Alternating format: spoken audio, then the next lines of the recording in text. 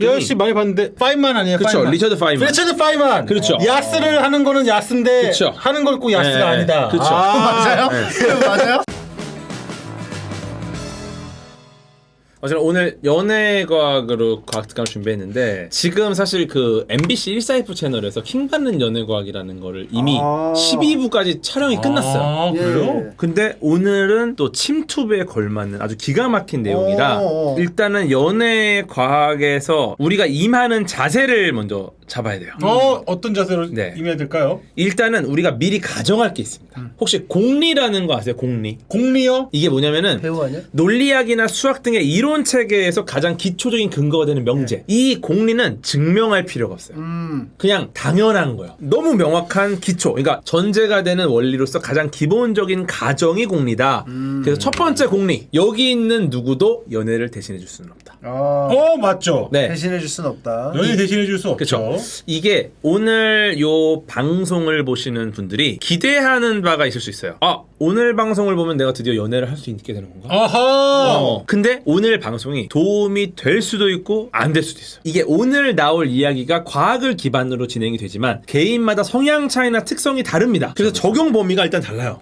방송에서 이렇게 했는데 왜 이렇게 되죠? 왜 그건 안 저렇게 되지. 되죠? 그건 이런 말이 거 안 돼. 안 돼. 그렇지. 그건 개개인마다 특성도 다르고 외모도 다르고 다 다르니까. 네, 우리는 서로 다르다는 겁니다. 그렇죠. 여러분 스스로 어떻게 해야 되고요. 맞습니다. 실행에 옮겨 데이터를 쌓고 경험을 하고 그걸 보완해서 다시 실험을 하고 이런 과정을 여러분이 거쳐야 돼요. 맞습니다. 맞습니다. 네, 우리가 해줄 수 있는 거 아닙니다. 그렇죠. 그리고 가장 중요한 오늘의 메시지 한 가지는 연애는 많은 노력이 필요합니다. 맞습니다. 이거를 인정하는 과정이 사실 오늘 방송입니다. 이게 첫 번째 공리고요. 두 번째 공리. 한 가지 확실한 게 하나만 있으면은 오늘 나올 모든 건 불필요해요.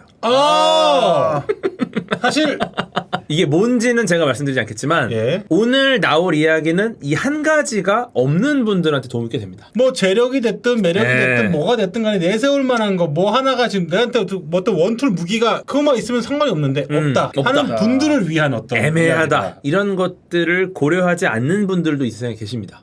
이게 왜 필요해? 그런 분들 계세요. 그런 사람들은 네. 그냥 나가주세요. 예, 솔직히 안 봐도 돼. 안 봐도 돼. 보면 웃을 거 아니야. 뭐 그렇게까지 해? 그러니까.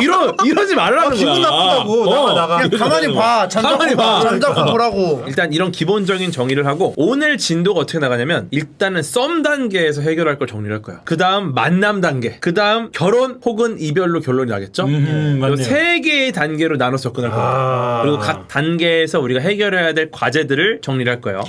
네. 일단 정의를 먼저 할 것들이 꽤 있어요. 사랑은 보입니까? 보이지 않습니까? 보이지 않죠. 사람은 보이지 않죠. 되게 재밌는 게 연애 과학을 하겠다고 지난 남양 특집 말미에 말씀드렸잖아요. 예. 요런 책을 한 권 보내주셨어요. 오. 책 제목이 연애는 다음 생에. 그러니까 이번 생에는 글렀다. 굉장히 슬픈 제목의 책이죠. 일단은 이 책에서 사랑과 암흑물질에 대한 연결을 했어요. 사랑은 보이지 않으니까 우리 생애에서는 알 수가 없다. 그러면 사실 사랑을 관측하는 게 불가능한가? 근데 이제 암흑물질이랑 연결하신 거거든요. 근데 약간 원활하게 떠올리지 못하신 게 암흑물질은 관측이 가능해요. 그래요? 네, 다만 눈으로 보지 못하는 겁니다. 중력적인 상호작용으로 우리가 원할 때마다 관측이 되는데 그게 빛이 아니라 중력적인 상호작용으로 관측할 수 있다는 겁니다. 근데 사랑은 과연 어떠한가? 눈이 아니더라도 빛이 아니더라도 어떤 상호작용으로 관측할 수 있는가? 그래서 사랑을 정의하는 게 굉장히 중요하다는 거죠. 뭐 사실 관측 가능한가? 없다고 하는 사람도 있으니까 사실상 관측 허상이다라는 사람도 있을 어떠세요? 거예요. 사랑은 관측이 가능할까요? 안 되죠. 안 된다고 생각하죠. 안 되죠. 어떻게 돼요? 사실 관측이라는 개념을 여기다가 집어넣기 좀 애매하니까 사랑은 과학입니까? 사랑은 과학이죠. 사랑은 과학이에요? 저도 생각합니다. 사랑은 과학입니다. 왜 그렇습니까? 서로 땡기잖아요. 그게 이유가 있을 거 아니에요. 여기서 인과관계가 있을 것이다. 인과관계가 안에서 내가 보이지 않는 그 좋습니다. 작은 요정들이 예. 원래 정해진 룰대로 움직이는 거예요. 에어컨 요정처럼. 요정 나왔는데 과학이라고? 안에 정해진 룰대로 가는 거예요. 예. 설계된 대로. 그러니까 과학이겠죠. 좋습니다. 왜냐면 서로 땡기는 사람들이 이렇게 딱 만나서 이렇게 할 수가 없잖아요. 제가 조금 요 이야기를 좀 과학적으로 얘기하겠습니다. 좋습니다. 호르몬입니다. 요정이 아니라 호르몬. 그래 호르몬. 네. 호르몬이 어떤 그 작용을 해가지고 네. 어떤 살짝의 어떤 저는 그 어떤 착각이라고 생각합니다. 솔직히 얘기해서 호르몬의 착각이고 인간뿐만 아니라 모든 동물들이 호르몬의 지배를 받고 있고 그걸로 인해 가지고 어떤 종족 번식을 위한 어떤 호르몬 체계로 인해 가지고 종이 번식하지 않습니까? 예. 그런 걸 위해서만 사랑하는 건 아니지만 그러면은 조금 바꿔서 사랑은 관측이 가능합니까? 만약에 이거의 이야기를 전제로 한다면은 그렇다면 관측이 좀 가능할 수 있겠네요. 만약 호르몬이라는 것 때문이라면 관측이 가능하다. 호르몬이 관측이 된다. 그 분비되는 성분이 만약 그렇게 성분이 관측이 된다. 그렇게 형님 되면은. 지금 초등학교 1학년 수업에서 3학년 이야기를 하시는 상황이에요. 그것도 그렇게 수준이 높은 건 아니야. 그렇긴 하다. 그렇긴 하다. 그렇긴 아니 하다. 지금 이 수업이 지금 1학년 수업이잖아. 그렇게 하다가 아니고 의도했잖아. 아니. 약간 기분 나쁘면서 아니, 좋아하면서 뻔히 뭐지? 의도했으면서 제 의도는 개무시했잖아 지금. 두 단계로 올라섰다라는 거지. 이제 순간적으로 너무 초등학생으로 해갖고 죄송합니다. 아닙니다. 소영이가 초사인데. 그러면 사랑이 애매하면 사랑은 감정입니까? 감정을 우리가 관측할 수 있어요? 감정. 예를 들어서 제가 지금 슬퍼요. 관측할 수 있어요? 막 슬퍼하는 표정을 보고 관측을 한다. 숨길 수 있잖아. 근데 감정이 티가 나. 겉으로 드러나지 않을 수 있죠. 그렇죠. 그렇다고 그 감정이 없습니까? 아니죠. 아니죠. 있죠. 우리가 태연하게 외부에다가 기쁜 척하고 즐거운 척하지만 실제로 우울할 때가 있단 말이에요. 맞습니다. 근데 그 감정이 겉으로 드러나지가 않아요. 그러면은 사랑이 정말 겉으로 드러나지 않는 감정이라면은 어떠한 상호작용도 일어나지 않고 존재하지 않고 어디서도 관측이 안 될 수도 있는 거예요. 사랑이 그렇죠. 감정이면. 그렇죠. 정말 얘가 사랑을 하나? 사랑하는 상황인가? 사랑이 있나? 결정이 안 돼요. 안 보이니까. 안 보이죠. 그렇죠. 하지만 우리가 사랑이라고 정의하는 상태들 있잖아요. 이 말은 사랑이라는 거는 그래서 반드시 행동을 동반합니다. 네. 행동 없는 사랑은 전혀 할 수 없어요. 맞네요. 네. 어떻게든 표현을 하든 뭐가 됐든 어떤 행동을 하게 되죠. 그렇죠. 그래서 감정이랑 비교를 해보면은 감정은 그 자체가 드러나지 않아도 부정되진 않아요. 예를 들어 내가 속으로 슬퍼. 근데 상대가 몰라. 그래도 그 감정 자체는 부정당하지 않습니다. 그렇죠. 슬픈 게 맞아. 내가 슬픈 게 맞아요. 그러니까. 근데 사랑이 드러나지가 않는다? 나만 속으로 뭐가 있다? 이거는 부정될 가능성이 굉장히 높아요. 아무도 모르면은 맞아. 나 혼자만의 무언가는 아무도 모르면 없는 거예요. 맞네. 짝사랑. 네, 짝사랑은 없는 거예요. 없는 거요? 본인이 알잖아요, 본인이. 본인은 알지만 아무도 모르고 어떠한 결론도 내지 못해요. 그거 사랑한 게 아니에요? 사랑한 게 아니죠. 사랑한 거잖아요. 사랑은 몰래 사랑을 했는데 어떻게 증명하죠? 본인이 알잖아요. 그냥 뭐 슬픈 것도 남들이 관측을 못하면 뭐 슬픈 것처럼 사랑도 자기가 사랑한다는 감정을 느꼈으면은 맞아요. 아무도 못 봐도 내가 알잖아요. 맞지만 확률적으로 같은 상황일 때 사랑은 부정당할 가능성이 훨씬 높다는 겁니다. 딱 단편만 볼게요. 내가 사실 티를 안 냈어. 근데 이제 형님한테 형님 사실 저 아까 좀 슬펐어요. 그러면 풍 형님이 이걸 부정할까요? 아니에요. 슬펐어? 슬펐구나. 아이고 슬펐다는 감정 자체를 그대로 인정합니다. 근데 예를 들어 내가 누굴 사랑해. 근데 티를 전혀 내지 않았어. 아무도 몰라요. 그러다가 나 사실 너 사랑했다? 뭔 소리야 이게? 그렇지. 갑자기. 일단 부정돼요. 왜냐면은 한 번도 행동한 적 없는 사랑은 무조건 부정이 시작됩니다. 긍정하지 않아요. 야, 이거 엄청난 이야기입니다. 네, 확률적으로 사랑이 드러내지 않고 감정과 동일하게 작용을 하면 부정될 가능성이 훨씬 높아요. 아니 그 여기 지금 뭐 채팅창에도 있는데 말하지 않아도 알아. 그럼 초코파이가 거짓말했다고. 말하지 않아도 아는 게 뭐죠? 드러내는 키워드가 사랑인가요? 정이죠. 정의 사랑이잖아요. 정의 사랑. 다르죠. 다르지. 그러니까 정의의 규모에 따라 다른데 만약에 사랑 이퀄 정이라면은 난 더 이상 널 사랑하지 않아. 정 때문에 사는 거야. 라는 표현이 성립하지 않아. 근데 이거지. 난 사랑 때문에 사는 거야. 정 때문에 사는 거는 뭐냐면은 그 장작불 같은 사랑으로 가는 거야. 이런 뜻이죠. 아니지. 아까우니까 사는 거야. 아까 그동안 투자한 시간이 아까우니까 사는 거고 내가 하지만 갈자가 없으니까 사는 거지. 진짜 싫으면은 안 살지. 그러니까 이게 정의의 범위가 굉장히 넓어요. 그러다 맞습니다. 보니까 지금 저희가 하는 이야기가 다 잘못됐다고 볼 수는 없어. 하지만 좀 보편적으로 어느 정도 합의를 하자는 거예요. 근데 이렇게 봤을 때는 다른 감정에 비해서 사랑은 행동이 굉장히 중요한 부분이 있다. 사랑은 행동이 있어야 되고 번식이라는 명확한 목적이 있습니다. 그렇게 따지면은 사랑은 감정보다는 욕망이나 동기에 가깝다. 겉으로 나타나는 행동이자 활동이기 때문에 어떠한 행동이다 활동이다 움직임이다 결국 여기에는 패턴이 있습니다. 과학이란 학문은 무엇이냐? 자연에 존재하는 패턴을 밝혀내는 거예요. 맞죠. 그렇죠. 즉 사랑은 과학이다. 이게 정리가 되는 거죠.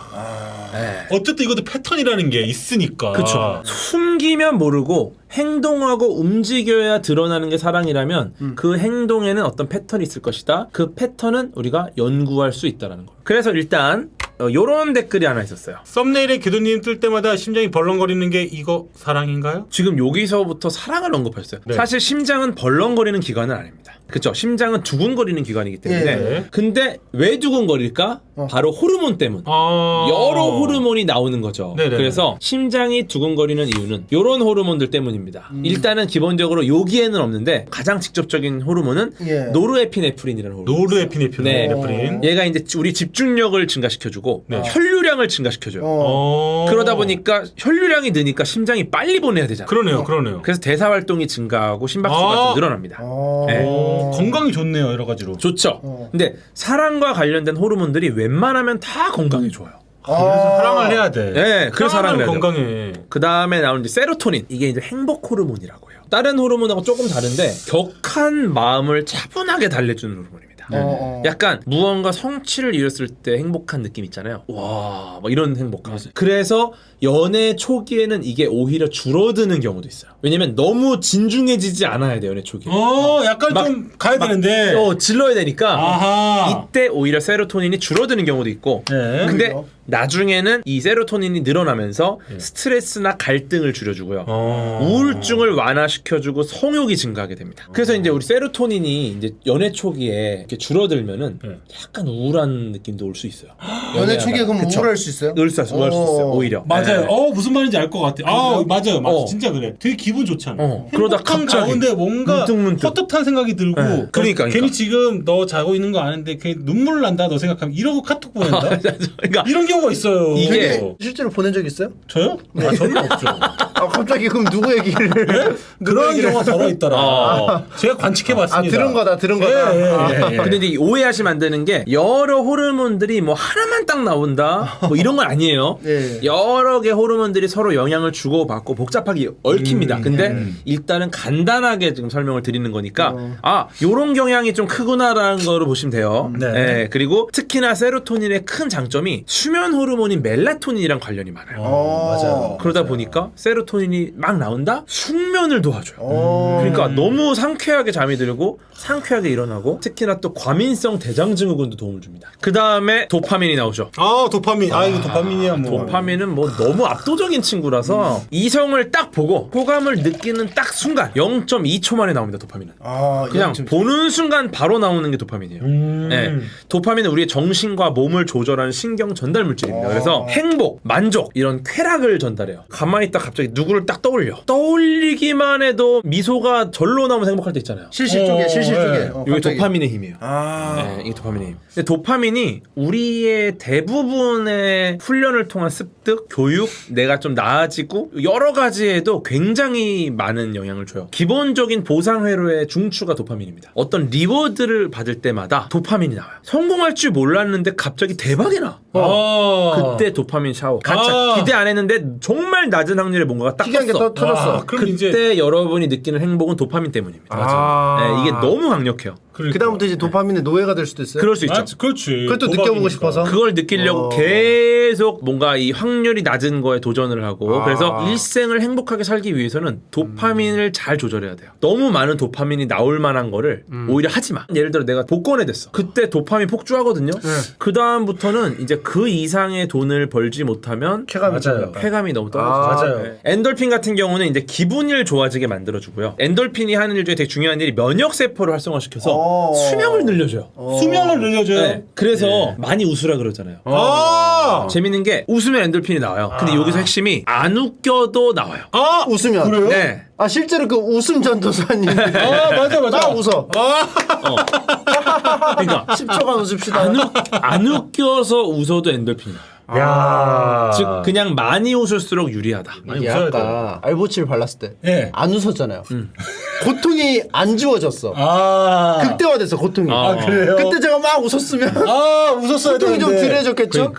웃었어야 되는데 그때. 근데 그 모습을 본 수많은 분들은 모두 웃었어요. 모두가 그분들이 수명이 늘었으니까 전 인류의 큰 기여한 겁니다. 큰 기여한 인류에 기여한 거니까. 그럼요. 고소해서 웃는 것도 좀 웃음이 그래도 엔돌핀은 나와. 웃긴 웃으니까. 그렇죠. 네, 고소해서 웃어도 엔돌핀은 나옵니다. 그럼. 네.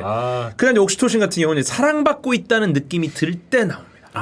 네, 친밀감을 높이고 애정도를 상승시키고 이게 이제 사랑 호르몬이라고 불리는 이유가 성욕을 느끼게 해요. 아까 제가 성욕 호르몬이라고 했잖아요. 네, 성관계 호르몬. 스트레스도 줄여주고 굉장히 중요한 호르몬 중에 하나입니다.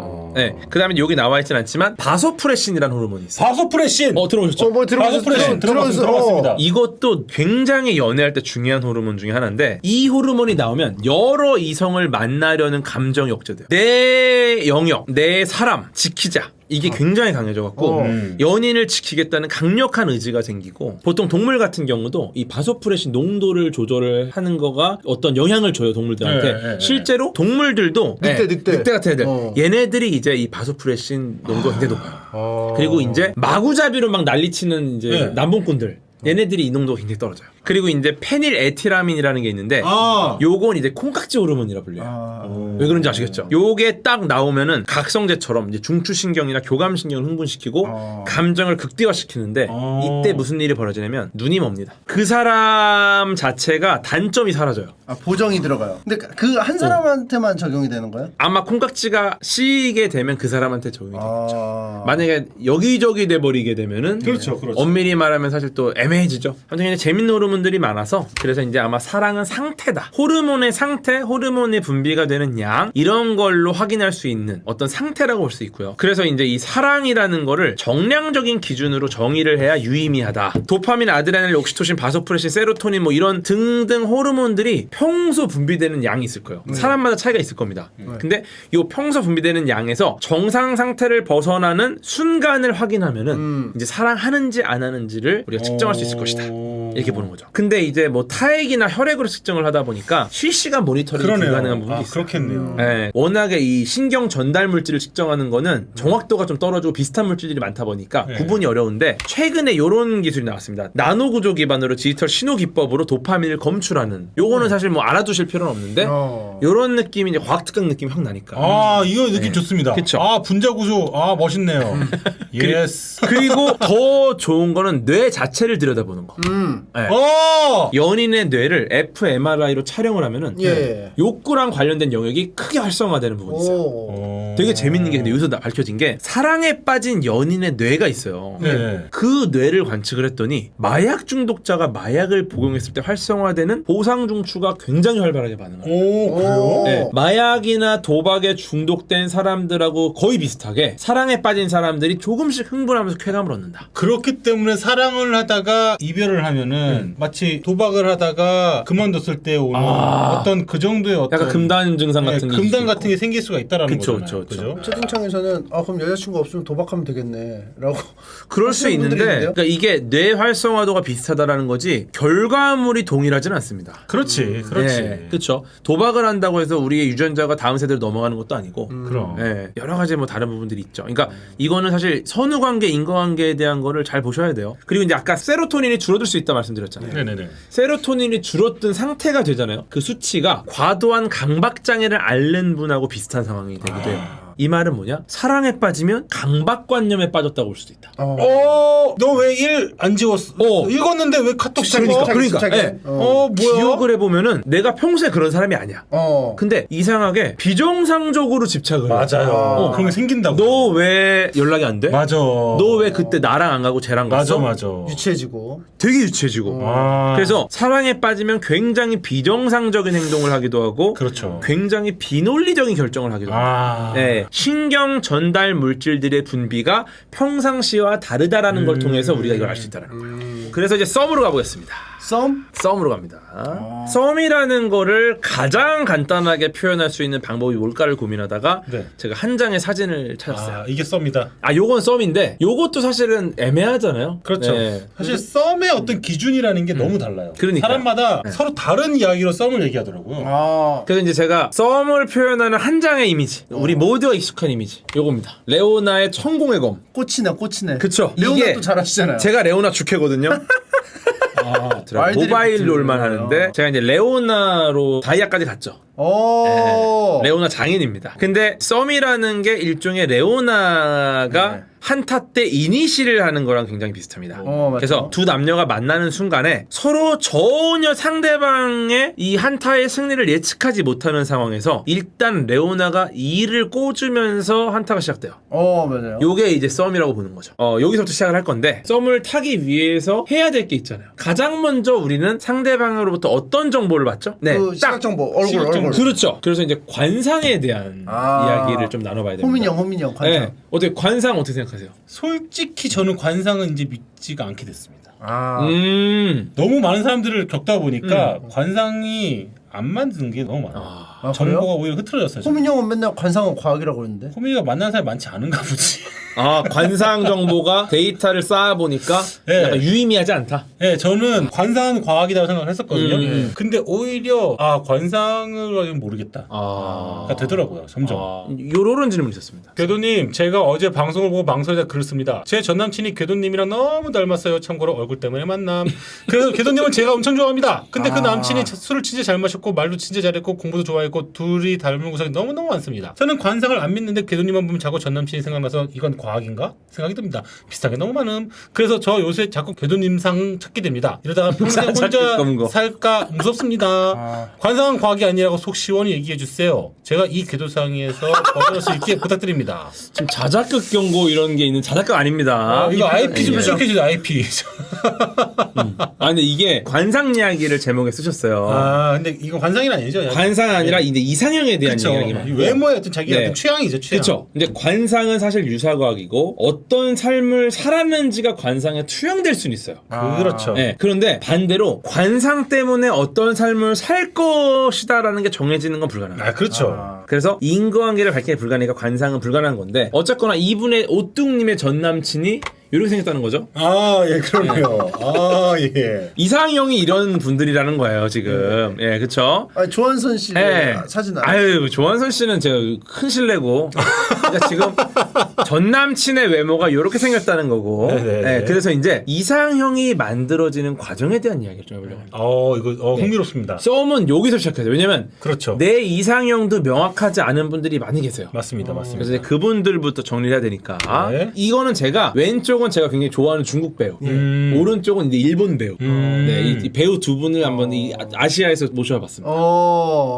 이상형이 어떻게 되세요? 외모적인 이상형. 그렇죠. 딱 외모적인. 저는 좀 살집이 있는, 좀 약간 좀 건강한 느낌의. 정가요? 예? 저네요. 저 좋아하시네. 그쵸? 나 좋아하네. 그쵸. 이런 느낌. 차돌짬뽕님 아니에요? 저 같은 경우는 사실상 이상형이 있었는데 없었습니다. 뭔 말이죠? 무슨 말이죠? 이게 그러니까 어떤 의미죠? 연애를 별로 못 해봤을 때는 이상형이랑 되게 명확했거든요. 네. 그런데 이제 완전 이석돼 버렸죠. 이상형도 만나보기도 하고 뭐 다 만나보다 보니까 진짜 이상형이 없어져 버렸어요, 진짜. 그래서 저는 약간 조금 논외로 해야 될 것 같습니다. 저 같은 경우는. 그러니까 뭐 저도 이상형이라고 말을 했지만 재밌지? 네, 이상형이라고 말을 했지만 이게 그 외모적인 거지 다 종합 점수가 있잖아요, 사람이. 그렇죠. 그걸 이제 다 합치면은 또 다른 종합 점수에 대한 이야기가 성격도 있고 뭐 뒤에 있죠. 그렇죠. 있죠. 근데 이거 사실 되게 지금 중요한 말씀이세요. 근데 일단 제가 외모적인 이야기만 한 이유가 외모적인 이상형에 대해서 연구가 된 결과가 있어가지고 일단은 자식은 부모와 닮은 사람에게 매력을 느낄 자신 없습니다. 부부 32쌍의 사진. 왜 그러세요? 채팅에 우리 아빠 못생겼는데 유유 이래서 아니야, 그 얘기 아니야. 너무 패륜 개그. 너무 패륜 아니야. 그 얘기 아니야. 가만히 계신 아버지 오열. 아버지 깜짝 놀라셨어. 유유 아버지 뭐야? 갑자기 왜 아버지는? 되게 진정성이 느껴져서 유유. 네, 보세요. 부부의 사진을 놨어요. 그 다음에 남편의 어머니, 그러니까 시어머니겠죠. 요 사진을 놓고 닮은 사람을 골라보라고 했어요. 그래서 재밌는 게 남편의 어머니와 남편은 혈육입니다. 그렇죠. 그 다음에 아내는 남이죠. 그러면은 보통 세 사진 중에 닮은 둘을 골라라 하면은 상식적으로 남편의 어머니와 남편이겠죠. 그렇죠. 근데 재밌는 게 대부분이 오히려 아내와 남편의 어머니가 닮았다라는 대답이 나왔어요. 네, 이 말은 뭐냐면은 혈육보다 더 닮은 여성을 아내로 데려온 거야. 오히려 배우자를 고를 때 자신의 어머니와 비슷한 사람을 골랐다는 거죠, 남편이. 부모 영향을 받았다. 네, 부모 영향을 받았어. 그래서 나와 내 엄마가 닮은 거보다 내 와이프가 내 엄마를 더 많이 닮았다는 거예요. 닮은 사람을 골라버리니까. 그렇지. 네, 아내의 경우도 비슷해요. 아내의 경우도 자신의 아버지와 남편이 닮은 경우가 꽤 많아요. 네, 그래서 이런 사람들의 공통점이 있습니다. 주로 어릴 때 부모와 관계가 유독 좋았던 분들. 네, 그렇지. 부모와 너무 좋은 그렇지. 경험들을 쌓고 너무 행복한 경험들을 갖고 있다 보니까 자연적으로 그러한 상황을 또 만들고 싶어지는 거예요. 맞아. 예. 근데 그렇지 않은 경우도 존재합니다. 부모에게 어떤 상황이든 거절당한 경험이 많은 아이들이 있어요. 예. 그러면 이들은 이제 부모와 닮은 사람을 최대한 안 만나게 되는 경우가 많죠. 반대로 가려고. 네, 왜냐면 부모가 하도 거절을 하고 부정적인 영향을 많이 끼치다 보니까. 그 의식적이든 무의식적이든 그 반영이 된다는 그쵸. 거죠. 근데 이거는 지금 요 결과에 대한 거 말씀을 드린 거고 이상형이 만들어지는 조건은 훨씬 복잡합니다. 그렇죠. 일단 요거 말씀드리는 거고 이거는 사실 환경과 경험을 절대 부정할 수는 없어요. 무조건 뭐 우리 부모랑 닮았다? 이거를 수는 없고 살아오면서 나에게 좋은 이미지를 줬던 모든 사람들의 이미지가 조합이 돼서 하나의 거대한 이상형을 형성할 수 있다. 그럼 이게 무슨 말이냐? 우리가 보통 정말 그림처럼 아름답거나 그림처럼 멋있는 분들 이상형을 꼽잖아요. 살면서 그런 분들에게 좋은 영향을 많이 받았던 게 모여서 만들어지는 거예요. 이런 미디어를 통한 경험도 당연히 있을 거고. 애니 캐릭터가 좋으면 뭔가요? 라는 질문이 있는데 조금 슬플 수도 있어요. 이거는 슬프면 하지 말죠. 이게 슬픈 얘기 꼭 해야 됩니까? 하지 말죠. 굳이 이런 말씀을 드릴 필요가 있나 싶은 거는 안 드리는 게 맞아요. 여긴가 상처 줄 수 있다. 그런데 이상형이 형성되는 과정은 본인의 경험이나 환경적 요인인데 일반적인 성향이 아닌 이상형이 있다. 이거 자체가 본인이 겪어온 경험치가 다른 사람과 많이 다를 수 있다라는 걸로 이해해 주시면 좋을 것 같습니다. 근데 사실 이제 그 이상형이라는 게 예를 들면 2D 같은 경우는 좀 이해가 되는 게 저도 중학교 때 같은 경우만 해도 오나이 여신님의 베르단디. 저는 이제 울프 쪽이었죠. 울드. 울드 쪽이었죠. 거기에 어떤 그런 이제 본인의 어떤 그런 걸 투영시키는 거기 캐릭터가 하는 어떤 말이며 뭐며 어떤 것도 매력적이니까. 울드면은 어깨가 좀 있고 살이 좀. 그렇죠. 그러니까 제가 좀 약간 그때만 해도 어깨? 까무잡잡한 피부에 그런 여성을 동요했었거든요. 저는 베르단디 쪽이었어요. 근데 세대가 비슷하네요. 그러네요. 형은 교련을 총 들고 수업을 받았던 세대고 우리는 난 총을 들어본 적이 구급법 없어. 정도만 배웠던 세대고. 우리 붕대 감고. 친구에 나오는 얼룩무늬 그 교련 보고 형님이 나는 얼룩무늬가 뭔지도 몰라. 모자까지. 형 가방 이렇게 들지 않았어? 야 그게 무슨 소리야. 그래서 이제 이상형은 이런 식으로 형성된다. 근데 썸 단계에서 그러니까 우리가 고르는 단계, 이성을 고르는 단계에서 진짜 어려운 질문이 있어요. 왜 나쁜 남자, 나쁜 여자에 끌리는가? 일단 여기서 우리가 사전에 알아야 될 이론이 있습니다. 정보 이론이라는 게 있어요. 정보가 지니는 의외성의 점수를 매겨요. 뻔한 사건은 낮은 점수를 받고요. 그 다음에 예측하기 힘든 사건은 높은 점수를 받아요. 의외성이 없는 정보는 정보로서 가치가 되게 낮고요. 의외성이 있어야 실제로 사실상 우리가 정보라고 본다는 거예요. 그렇죠. 근데 잘생긴 나쁜 남자한테 끌리고 예쁜 나쁜 여자한테 끌리잖아요. 너무 좋은 말씀이신데 일단 여기까지 정보 이론에 의하면 의외성, 집중해야 될 필요가 있는 특별한 정보에 끌린다라는 것까지 이해했죠. 이게 우리가 사전에 알아야 되는 이론입니다. 그리고 이제 나쁜 남자, 나쁜 여자를 정의해 볼게요. 나쁜 남자, 나쁜 여자에서의 나쁜이라는 의미를 정의해야 되는데 보시면은 나쁜 남자, 나쁜 여자 이때 어떤 의미일까? 정답 3번입니다. 해로운 영향을 미치는 상태에 있다. 4번. 4번은 감옥에 갔죠. 근데 보세요. 그래서 끌리잖아. 아니 끌리는 게 아니라 감옥 같다니까요. 일단은 요 말씀 먼저 드릴게요. 나쁜 남자, 나쁜 여자의 특징은 조금 아까 침착맨님 말씀하신 것처럼 매력적인 경우가 많아요. 왠지 아세요? 매력적이지 않잖아요. 그러면 나쁜 남자나 나쁜 여자가 아니라 다른 표현을 쓰는 경우가 더 많아요. 나쁘다라는 표현보다 훨씬 강력한 표현이 많아요. 그렇죠. 예를 들어 얘는 멍청해. 그러면은 나쁜 남자, 나쁜 여자가 아니라 그냥 멍청한 사람이에요. 혹은 못생겼어. 그럼 얘는 나쁜 남자, 나쁜 여자가 아니라 그냥 못생긴 사람이에요. 그렇죠. 예, 즉 매력적이지가 않으면 우리가 그 사람을 표현할 훨씬 더 강력한 표현들이 많아요. 그렇죠. 하지만 얘가 딱히 떨어지는 부분이 거의 없기 때문에 다른 말을 붙이지 못하고 나쁜 남자, 나쁜 여자를 잘 붙여요. 근데 왜 나쁜 남자 나쁜 여자냐? 1, 2, 3번인 경우 보통의 것보다 떨어진 상태에 있다. 더 나쁜 표현을 써요. 괴로움이나 불쾌함을 주는 상태에 있다. 더 나쁜 표현을 써요. 해로운 영향을 미치는 상태에 있다. 더 나쁜 표현을 써요. 그리고 4번인 경우도 종종 있습니다. 좀 나쁜 새끼죠. 네, 맞아요. 근데 법적으로는 문제가 없는 경우가 또 많아요. 그러니까 또 되게 애매한 거야 이게. 그래서 보통 우리가 나쁜 남자 나쁜 여자를 표현하는 사람들은 딱 보면은 5번인 경우가 대부분이에요. 5번. 네. 그 사람이 미워. 근데 그냥 미운 게 아니라 매력적이지만 미워. 그래서 보통 나쁜 남자 나쁜 여자라고 씁니다. 사실 5번도 당연히 저는 이제 그 나쁜 남자 나쁜 여자 취에 끼긴 하거든요. 형은 다른. 근데 조금 더 극단적으로 3번까지도 충분히 그 범죄 들어가. 아, 그럴 수 있죠, 그럴 수 있죠. 왜냐하면은 정말 해로운 영향을 미치는데도 불구하고 못 참는 거야. 그 사람을 만나고 사기칠 때 싶고. 사기칠 때 협조해달라고 한다거나. 그러니까 예를 들면 사랑한다고 씨. 비스트 보이지. 돈 뜯고 비스트 보이지. 돈 뜯는데도 막 돈을 뜯겨. 그런데도 못 참어. 이 사람 보이지. 만나야겠어. 그럴 수 있죠, 그럴 수 있죠. 그런 어떤 게 사실 3번에 있거든요. 근데 지금 말씀하신 것처럼 우리가 아무리 통제하고 싶어도 내가 원하는 대로 통제할 수 없는 상황인 경우가 너무 많아요. 맞아요. 결국 의외성입니다. 예, 즉 예측 불가능한 상황이 계속 펼쳐져요. 그러니까 우리의 뇌는 계속 더 많은 신경을 쓰게 되고 끌리게 되는 거죠. 맞아요. 나쁜 남자 나쁜 여자는 매력이 있는데 내가 통제할 수 없기 때문에 우리의 뇌는 그 정보를 지우지 못하고 끊임없이 신경을 쓰게 되는 거죠. 그래서 사실 보면 말이죠. 남자니까 남자를 예로 들겠습니다. 예. 여자분이 되게 예쁘고 매력적인 여자가 있어요. 네. 그럼 이제 남자가 이제 뭔가 얘기할 때 할 얘기가 없어가지고 처음 시작할 때 아 진짜 예쁘신데요. 이게 쓸모없는 말이에요. 그렇다면? 네. 그러면 이제 여기서 약간 좀 자기 딴에는 좀 틀어보겠다고 아 이런 얘기 많이 들으셨겠지만 이렇게 붙여요. 이것도 의미 없어. 이것도 의미 없어요. 그럼 어떻게 해야 될까요? 그 사람이 들어본 적 없는 칭찬을 해야 돼요. 아니 칭찬을 안 해도 돼. 오히려 나쁜 사람들은 칭찬 안 해. 아예 한 번도 칭찬을 해본 외모 칭찬 해본 적이 없어. 그럼 지나다 이씨 갑자기 욕을 하지는 아니. 말고 야 그거 나쁜 새끼고. 근데 저 같은 경우는 상대방에게 칭찬을 해주는 게 더 좋은 거지 또 칭찬을 안 할 수는 없어요. 예. 아 그래요? 네, 근데, 왜냐면은 칭찬을 하는 게 기본적으로 이제 상대와의 관계를 만드는 거기 때문에. 네. 어떻게 하십니까 그럼 우리 풍형님? 너무 재밌는 질문인데. 저 같은 경우 사실상 이제 외모에 대한 얘기는 1절 한 번도 안 해요. 이거 좋아요. 이건 저도 마찬가지. 네, 아예 1절 한 번도 안 해요. 네, 한 번도 한 적도 없고 막 그래요. 근데 이제 딴 데 가면 그때가 언제죠? 그때가?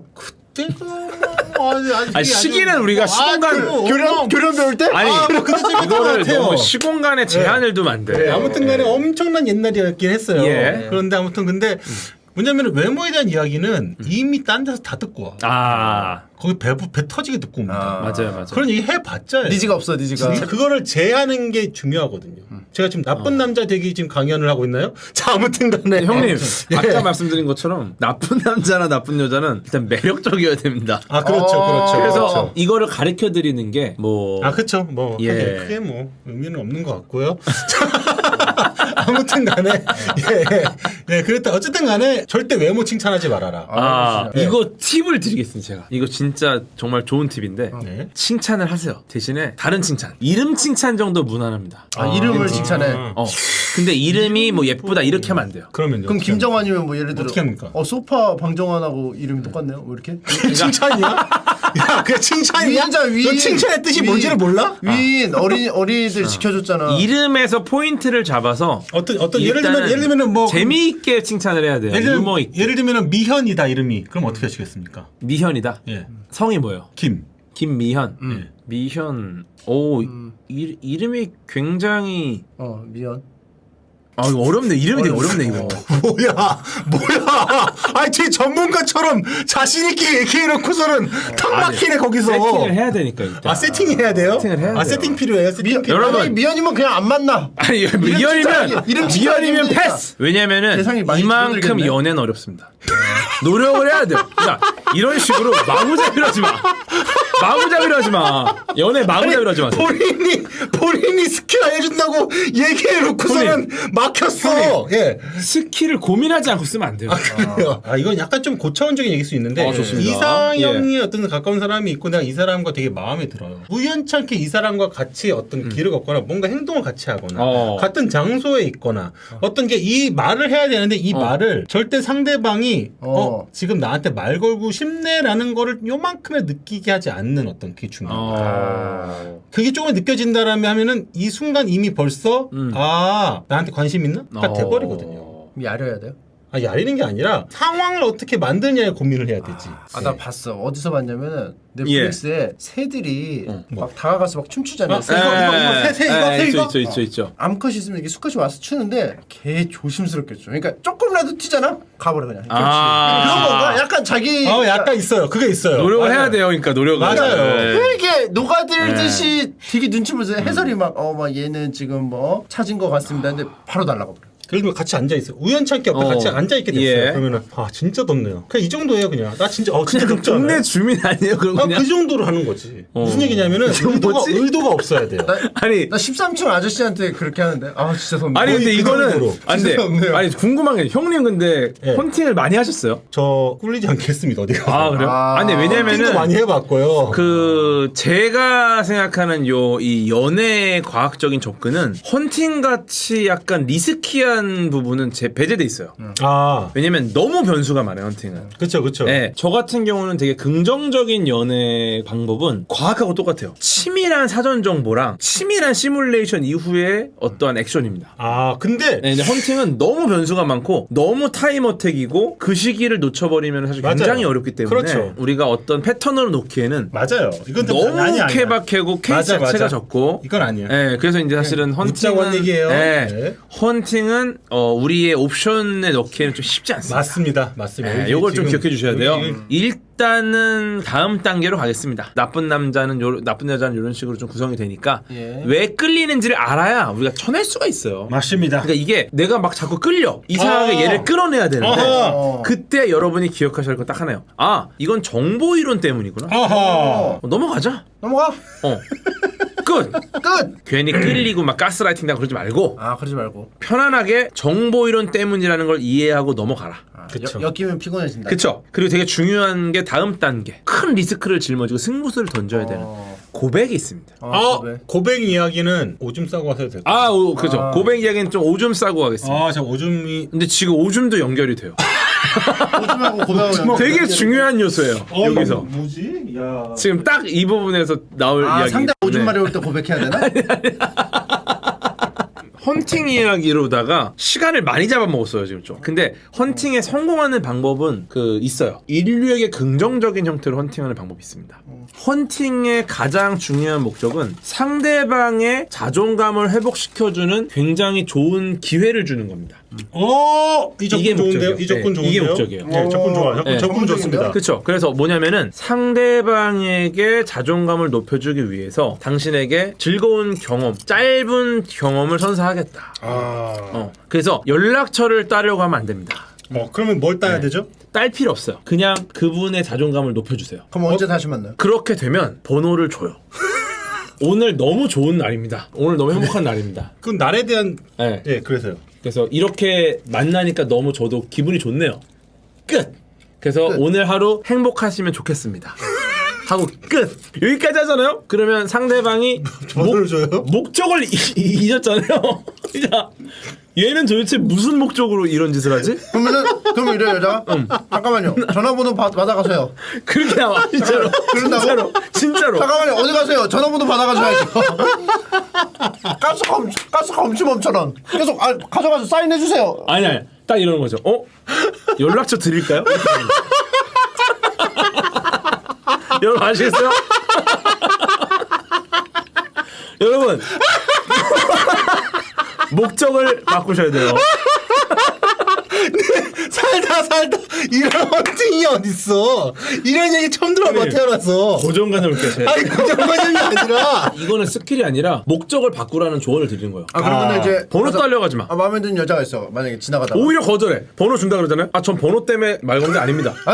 이러면은 끝까지 번호를 주게 돼요.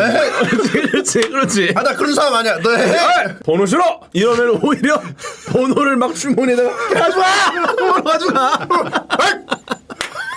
이거 봐. 궤도님 제 번호 가져가세요. 벌써 번호를 주잖아. 막 싫다 그러니까. 남자분이신데? 남자분 아니에요? 남자면 여자면 어떻어? 인류인데. 중요한 건 번호가 나왔다는 거예요 지금. 번호를 주겠다는 의사가. 아 되네요. 그죠? 식으로. 목적을 직접적으로 그렇게 막 짜내지 마. 안돼. 목적이 되면 그렇게 핵심이에요. 없어 보일 수가 없어. 네. 사람이 너무 없어 보여. 그러니까. 너무 없어 보여. 네. 저봐 지금 사례가 나와 사례. 궤도님 말이 진짜인 게 타코야끼 어디서 샀냐고 물어봤다가 데려줘서 친해서 사김. 그래. 저거야. 정말로 목적이 타코야끼 어디서 사는지 궁금했어. 야. 목적이 없기 때문에 가능한 거다. 네, 목적을 지우셔야 돼요. 제일 맞아요. 중요한 겁니다. 갑자기 타코야끼 어디 샀냐고 하면 네. 저기요 저기 샀어요. 이러면 그냥 뭐라 그래요? 그냥 가요? 지나가다 또 물어봐요? 타코야끼 어디서 샀어요? 그럼 저기 샀는데 그럼 가서 사. 하나 드려. 고마워서 하나 드립니다. 고맙습니다. 근데 번호 준다 그런다? 번호 진짜 그렇게 막 받으면 안 돼. 번호는 됐다. 오히려 번호를 준다 그런다? 타코야끼는 따뜻할 때 먹어야 되는데. 이야 이 멘트 좋다. 지금 멘트 좋았어. 하나씩만 멘트 먹을까요? 너무 좋았어. 하나씩만 갑자기? 이러면서 자연스럽게 앉아. 난 번호보다 이게 더 부담되는 것 같은데 하나씩 먹는. 그러면 그냥 가. 시간을 같이 있어야죠. 그러면 그냥 가. 그럼 그냥 쿨하게 가야지. 쿨하게 가야지. 그러니까 무조건 목적을 지워. 아니면 오히려 이야기를 좀 더 하고 싶다? 여기서 과학을 끌고 가야죠. 어떤 식으로? 타코야끼의 평균 온도가 몇 도인지 아세요? 야, 이거 새롭네요. 이런 식으로. 새롭네요. 새롭네요. 타코야끼의 평균 온도 아십니까? 야, 새롭다. 이거 무조건 먹힌다. 그렇죠. 이거 무조건 먹히네. 먹히죠. 먹힌다. 제가 봤을 때는 미연 씨 할 때 오셔야 될 것 같아요. 미연 씨가 진짜 저는 왜 어려운지 모르겠어요. 어쨌거나 우리는 고백에 대한 이야기를 할 건데요. 요거부터 짚고 가야 돼요. 고백할 때 꽃을 또 많이 사용하지 않습니까? 아, 그렇죠. 네. 어떻게 생각하세요? 고백할 때. 안 돼. 안 돼요? 응. 왜요? 전제가 틀린 게 저는 고백 자체를 하면 안 된다고 생각합니다. 아. 고백 금지주의자. 고백 금지. 네, 고백 금지령. 자연스럽게 사귄다. 고백의 목적은 모르겠으니까 하는 거거든요. 내가 확인하고 싶어서 하는 거예요. 왜 확인하고 싶겠습니까? 이미 아니니까. 고백을 할 때 은근히 꽃을 사용하는 분들이 꽤 계세요. 그러니까 이게 사귀자, 결혼하자 이게 아니더라도 네. 꽃으로 이렇게 고백하는 경우 있습니다. 지금 나오죠. 발음이 이상하다고. 근데 이게 발음 이상한 게 아니에요. 원래 의도된 겁니다. 꽃을 든 남자. 꽃이라는 게 어떤 의미입니까? 바로 생명체 사체입니다. 근데 꽃이 생명체 어느 부위냐면 식물의 생식기예요. 네, 속시식물의 생식기관입니다. 맞네요. 이 말이 뭐냐면 꽃으로 고백한다? 꽃으로 고백하는 거예요. 진짜로. 이야. 그럼 하면 이거에 안 되네? 대해서 그럼 그러니까 하면 안 저는 되네? 이거 패러다임을 한번 바꿀 때가 됐다. 뿌리로 고백을 해야 되나요? 다음에는? 그러니까 어떻게 이게 어떻게 되나? 여전히 감자 자주 고구마, 감자 사용되는 고백 도라지? 아이템이지만 네. 이대로 괜찮은가? 고백할 때 좀 다른 걸로. 어떤 걸로 좀 해보시겠습니까? 저는 좀 제안을 제시해야 된다 우리가. 왜냐면 이제는 안 된다는 거예요. 이게 생식기로 고백하는 건. 뭘로? 저라면은 샤인머스켓? 샤인머스켓으로. 열매니까. 달달하거든요.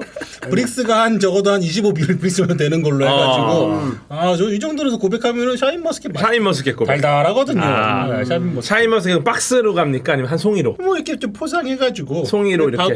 바구니로 샤인머스켓 고백. 이거 참신하네요. 침착맨이 어떻습니까? 무화과 어때요? 무화과. 무화과 좋다. 무화과도 사실상 꽃인데 열매로 보죠. 샤인머스켓이라 그러니까. 그거는 랄프 아니냐? 뭐라고요? 싫으네 진짜. 뭐라고요? 뭐 같다고요? 날부요? 날부? 이 사람들이 진짜 이 사람들이 함부로 말하네 진짜. 같은 구라고 해서 그렇지 않습니다. 죄송합니다. 재밌는 게 고백에 대해서 남녀의 보편적인 차이가 존재하는 경향이 있습니다. 절대적이진 않은데 차이가 있어요. 고백이라는 게 뭡니까? 마음속에 생각하고 있는 것이나 감추어 둔 것을 숨김없이 말하는 거죠. 그렇죠. 네. 보통 고백에서 우리가 숨기고 있는 거는 주로 상대에 대한 나의 호감입니다. 호감. 그렇죠. 일단은 고백을 하기 전에는 문제가 없어요. 고백을 하는 순간 이 과정에서 새로운 정보가 상대방에게 도달을 합니다. 기존에 몰랐던 정보. 그 다음에 결론을 얻고자 하는 거죠. 결론이 예상과 다르게 흘러가는 경우가 대부분이에요. 고백. 그렇죠. 네. 근데 이게 왜 그런지 아세요? 왜냐면 양쪽이 문제가 없으면 고백을 해서 오케이를 할 가능성도 높잖아요. 근데 왜 굳이 고백을 했을 때 이렇게 예상과 다른 결론이 나는 경우가 많을까? 과학적으로. 저 일단 과학이 아닌 그냥 인문학적으로 인문학적으로 한번 고백을 할 때의 마음가짐이 되게 중요하다고 봅니다. 일단 고백까지 갔다라는 거는 제가 참다 가는 경우가 많습니다. 본인이 한마디로 누르고 응축해가지고 오버하는 경우가 대부분이에요. 근데 뛰어나가. 이것도 보편적인 경우랑 비교했을 때 과연 어느 정도 참을까요? 그렇게 많이 참는 경우를 보셨어요? 수많은 어떤 시뮬레이션 돌립니다. 생각보다 사람들이 뭐 말 한마디를 하더라도 뭔가 되게 문장도 그렇고 상당히 조심스럽게 해보려고 한다는 거죠. 추라이를 한다라는 거잖아요. 그러다 보면 점점 감정이 더 커져요. 나 혼자 속도를 겁내낸 상태에서 간다는 거죠. 상대방 속도랑 생각하지 않고 그러다 보니 대부분 고백이 하다 보면 오바를 하는 경우가 많고. 근데 요것도 약간 그 닥터 스트레인지 막 그 미래 보고 오는 것처럼 몇 분 만에 고백을 한 100번 해요. 마음속으로. 이런 경우도 되게 많아요. 상당히 많죠. 이미 내 머릿속에 확률이 존재해요. 그렇죠. 그렇죠. 1억 2천 번을 고백했는데 그중에 유일한 하나의 방법이다. 맞아. 그러니까 그걸로 고백을 하는 거야. 그걸로 고백하는 거야. 근데 잘못된 미래. 그게 절대 안 되거든. 그러니까 생각보다 그 오랫동안 참는 기간이 특히나 남성 같은 경우 되게 짧아요. 그러니까 그렇죠. 참다고 참아야 돼. 닥터 스트레인지처럼 막 몇 억 번의 미래를 보고 왔는데 실제로 흐른 시간은 25분 막 이런 거야. 그러고 나서 빠르게 마음을 정리합니다. 사실 고백을 해서는 안 된다라는 말씀이 남성의 성급한 고백을 말씀하시는 게 맞거든요. 그렇죠. 네, 맞습니다. 왜 남성은 성급하게 고백을 할까? 그 지점에 대해서는 약간 조금 답을 할 수 있는 게 네거티브한 생각이 되게 많이 드는 것 같습니다. 이 타이밍을 놓치면 안 된다라는 조급해지기도 하고. 맞아요. 주식 살 때랑 비슷해. 지금 아니어도 기회가 있는데. 또 그것도 있어요. 기본적으로 남성이 오해를 많이 해요. 나는 마음이 없었어. 근데 얘가 나 좋아하네? 그러면 빨리 고백을 해야 되겠다. 이런 경우 진짜 많거든요. 맞아요. 지금 타이밍 왔다. 타이밍 왔다. 느낌 왔다. 그린라이트다. 맞아. 야, 지금 고백 안 하면 바보다. 맞아요. 고백을 하잖아요. 대부분 아니야. 여성은 깜짝 놀라요, 보통. 맞습니다. 소스라치죠. 그리고 심지어 사이가 너무 좋아요, 이 이성이. 주변에서 오해를 정말 많이 해. 야, 니네는 진짜 사귀는 거 아니냐? 맞아. 이래도 여성은 깜짝 놀라요. 이런 경우가 되게 많은데 이게 과학이에요. 이 부분에 과학이 있어요. 여기 과학이 있어요? 네, 되게 재밌는 어떤 게 과학이 있을까? 진화 심리학에서 성적 과지각 편향이라는 게 있습니다. 이게 뭐냐면은 사소한 이성의 호의를 과도하게 해석해서 부풀려 생각하는 경향이 있는 남성이 갖고 있어요. 남성은 되게 특이하게 작은 호의를 부풀려서 와, 나한테 어떻게 이렇게 큰 호의를 베풀지? 맞아. 한 남성들이 진화해서 도태하지 않고 살아남았어요. 맞습니다. 헤딩을 해서 계속. 네, 왜냐면은 남성은 계속 찔러봐야 돼요. 맞죠. 계속 찔러봐야 뭔가 가능성이 생겨. 그러다 보니까 부풀려서 생각을 하지 않으면 고백이라는 시도 자체를 도전하기가 어렵고 이게 확신이 서지 않는 경우가 너무 많은 거야. 그렇죠. 그래서 맞습니다. 이제 성적 과지각 편향으로 착각을 하잖아요. 그러면 당당하고 용감하게 고백할 수 있는 상태가 돼요. 야, 이거 찌질 역사가 그대로 나옵니다. 네. 이게 찌질 역사에 그대로 나와요. 과학이에요, 이게 진짜. 찌질 역사 과학책이에요, 여러분. 그러니까. 근데 재밌는 게 여성은 전혀 달라요. 반대로 뭐가 있냐면 헌신 회의 편향이라는 게 있어요. 그건 뭐죠? 이건 뭐냐면은 남성의 헌신 의도를 과소평가. 아닐 거야. 그쵸? 아닐 거야.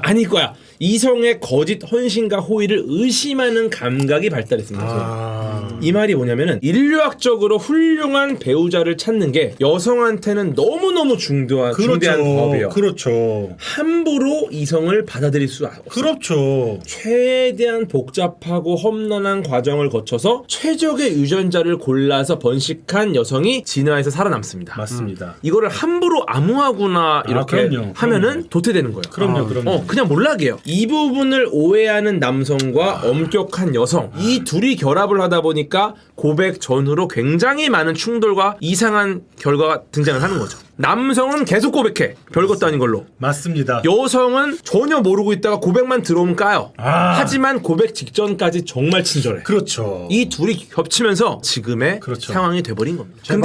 근데 여기서 고백만 안 해도 계속 여성은 상냥합니다. 맞습니다. 하지만 고백을 하는 그 순간 이제 동료나 친구를 보는 시험에서 배우자 테스트로 넘어가요.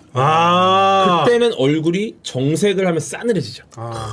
이것도 솔루션이 있어요. 근데 그 궤도님께서 솔루션을 계속 주신다고 하는데 뒤에 있죠 진짜로. 근데 이제 뭐 타코야키 온도다. 아니야. 이런 식으로 말씀하시는 분의 솔루션이라 장난을 친 거고 오늘의 이제 빌드가 있으니까. 그래요? 진짜 솔루션이라는 거죠? 그렇죠. 알겠습니다. 기대해 보겠습니다. 그다음 가겠습니다. 첫인상으로 갑니다. 사귀는 과정에서 첫인상 이걸 통해서 이제 사귀는 사람에 대한 거를 또 판단이 꽤 있지 않습니까? 위험하죠. 첫인상. 세함 눈빛만 봐도 통한다. 요런 눈빛만 거. 봐도 네. 알 수 있잖아. 이거 어떻게 생각하세요? 실제 과학적일까요? 저는 비과학적이죠 당연히. 왜죠? 눈빛을 보고 안다고요? 근데 그런 표현을 많이 하잖아요. 궁예예요? 근데 물론 이제 그런 거 있어요. 쎄함은 느낄 때가 있어요. 세함. 예, 쎄하다는 느낌은 일단은 이런 거예요. 저는 개인적으로는 예. 쎄하다는 느낌이 있으면 일단은 경계하고 일단 피해요. 왜죠? 세함을 어떻게 표현하시겠어요? 쎄하다라는 거는 설명하기 어려운데 네. 이게 뭐냐면은 우리가 갖고 있는 감각기관들이 있습니다. 그 다음에 우리가 뇌에 저장해 놓은 수많은 경험치가 있어요. 이 두 가지를 바탕으로 지금 이 순간에 판단을 내린 거예요. 그쵸. 근데 이 판단이 중간 과정에서 이 판단을 내리는 알고리즘이나 인과관계가 진짜 복잡한 상황이에요. 그러다 보니까 정확하게 이 알고리즘과 인과관계를 설명하는 건 불가능해요. 너무 복잡해요. 맞습니다. 뭔지 모르겠지만 이러한 데이터를 처리했더니 뭔가 이상해. 이게 쎄함, 감 이런 거죠. 맞습니다. 네. 맞습니다. 설명을 못할 뿐이지 분명히 있습니다. 인과관계가. 있죠. 예. 그리고 이제 눈빛은 생각보다 굉장히 복잡하게 접근해야 돼. 우리가 그래요. 눈빛만 봐도 통한다. 그런 게 있잖아요. 보세요. 어떻습니까? 어떤 느낌 들어요? 잠을 많이 어떻게 알아? 잠을 많이 못 잤나요? 아니! 잠 많이 못 잤어요. 눈썹 좀 붙여줘. 그리고 아니 어떻게 눈빛이야. 알아 저걸? 정말 눈빛이에요. 그러니까 우리가 눈빛이란 이야기를 하지만 진짜 눈의 빛만 봐서는 우리가 사실 정보가 없다는 거예요. 네. 그러면 조금 더 넓혀볼게요. 이거 어때? 저네요 저. 그래요? 나 아닌가? 하지만 실제로는 우리가 눈빛이라고 말하는 건 이겁니다. 나 아니야? 너 아니야. 뭘 너야? 박정민 배우님이시네요. 나 왜 난 줄 알았지? 이제는 호감이 생기죠. 멋있잖아요, 그러네요. 박정민님. 아니 아까 왜 이렇게 칠핏줄이 많아 보였는데 그러니까. 지금은 왜 없어 보이지? 그러니까 네. 우리가 눈빛이라고 말을 하지만 결국은 그냥 잘생긴 눈을 뜻해요. 맞네요. 우리가 이제 야행성 동물의 눈 구조는 이제 동물의 눈은 재귀반사를 합니다. 들어간 빛이 180도로 회전해서 그대로 나와요. 그러니까 얘네들은 밤에 눈에 빛이 나. 근데 우리는 눈빛을 방출할 수 없어요. 왜냐면은 우리의 눈은 발광기관이 아니라 빛을 감지하는 디텍터입니다. 즉 이 말은 뭐냐? 눈빛의 정의는 실제 눈에서 나오는 빛이 아니라 눈과 관련된 여러 근육의 움직임이 합쳐진 이 얼굴 전체 표정을 말하는 게 그렇죠. 눈빛이에요. 얼굴 정보, 얼굴 정보. 그렇죠. 그렇기 때문에 지금 눈빛이라는 표현 자체는 잘못되고 그냥 잘생긴 게 좋은 겁니다. 그렇죠. 네. 만약에 그게 아니라면 요것만 보고도 이미 호감을 느껴야 돼요. 네. 그래서 생각보다 눈빛이라는 게 상당히 비과학적인 표현으로 쓰이고 있다. 그리고 이제 또 오래전 로마에서도 눈에 대한 여러 가지 또 시도를 했어요. 늘어진 눈꺼풀을 잡아당긴 다음에 나무 막대기 사이로 집어넣고 그 사이를 꽉 묶으면 피부가 죽은 다음에 열흘이 지나면 죽은 피부가 떨어져 나온대요. 이 말이 뭐냐? 눈꺼풀 제거용 시술입니다. 로마에 있었던. 일종의 안검하수인가요? 네, 맞아요. 오. 그래서 늘어진 눈꺼풀을 눈 제거해서 거저를 짧게. 시야를 가리지 않게 하는 게 목적이에요. 오. 네. 근데 이런 수술이 이미 로마에도 있었다. 야 미쳤네. 네. 와 이게 야. 눈빛 때문에. 어떻게 보면 우린 눈빛이라는 게 실제 눈에서 나오는 빛이 아니라 눈매라든지 이런 것들에 대한 우리가 되게 중요하게 생각하는 측면이 있다. 그러네요. 여기에 추가를 하면 서클렌즈로 동공을 키운다. 우리가 왜 애니메이션 캐릭터를 보고 매력을 느끼느냐? 동공이 커지면 상대방이 나에게 호감이 있다라는 증거예요. 왜냐면 나에게 호감이 있으면 동공이 커지면서 나에 대한 정보를 최대한 많이 받으려고 커집니다. 3차원의 사람도 서클렌즈를 끼면서 동공이 커집니다. 맞아요. 네. 그렇게 되면은 상대방에게 호감을 줘요. 서클렌즈 낀 눈을 보면 우리가 호감을 느끼는 게 거기 있어요. 그리고 심지어 여기서는 흰자 위에다가 염료를 넣어가지고 영구적으로 눈동자 색을 바꾸는 경우도 있고. 우와. 흰자에다가. 예. 야, 그림을 그거 그려내는 괜찮나? 안구 문신도 있어요. 오 괜찮나? 그거 이게 나중에 뭐- 어떻게 하려고? 심지어 결막에다 보석을 삽입하는 보석눈도 있고. 어야. 네. 야. 반짝반짝해 그쵸. 이게 뭐야? 이런 것들이 진짜 눈빛을 위한 노력이다. 그래서 이제 우리 곽튜브님 나오신 김에 되게 중요한 주제로 넘어갑니다. 이제 이 곽튜브님의 일본 여사친이세요. 이성간 과연 친구가 될 수 있을까? 네.